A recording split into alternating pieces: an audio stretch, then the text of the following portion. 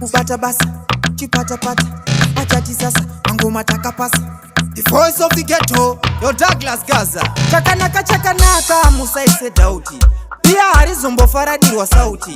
Musina mari musa wanze zvimaraundi. Ziva zvawafambira kana wewe wenda auti. Hakutora kuti tende kubvawa kwacho ndini. Angachitenga bhiya racho futi ndini. Wadhakwa wakushauda inini. Wakusofta smoko chiiti nandina dini. Murume mkuru kuda kufira pondo. Pondo ere boys pondo. Apa muchida futi kudonza tamu.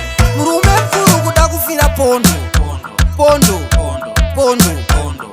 ere boys pondo. Apa muchida futi kudonza tamu. Pandakutora njiti yande kubawa. Inganda nditonogara 1 hour. Todzoka kumba tozodzoka mangwana. Asi wadhakwa akuita seusina ukwana. Hauna hana wabva wakecha usina mari yekupenda. Manje kunoku kushitungwize ndosa saize masista emugungwa. Bona manje vakuro vaguna vabvisa bhusto vachiukwadabura. Hauna dhiri ndakutokubuka usantsvage mangwana kuseni paunomuka. Murume mukuru kuda kufira pondo ere boys pondo. Apa muchida futi kudonza tamu. Murume mukuru kuda kufira pondo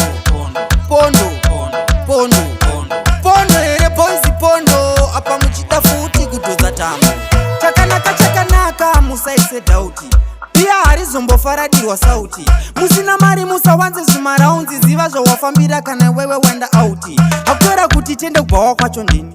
Angachitenga bhiya racho futi ndini. Wadhakwa wakushauda inini. Wakusofta smoko chiiti nandina dini. Murume mukuru kuda kufira pondo ere boys pondo. Apa muchida futi kudonza tamu. Murume mukuru kuda kufira pondo ere boys pondo. Apa muchida futi kudonza tamu.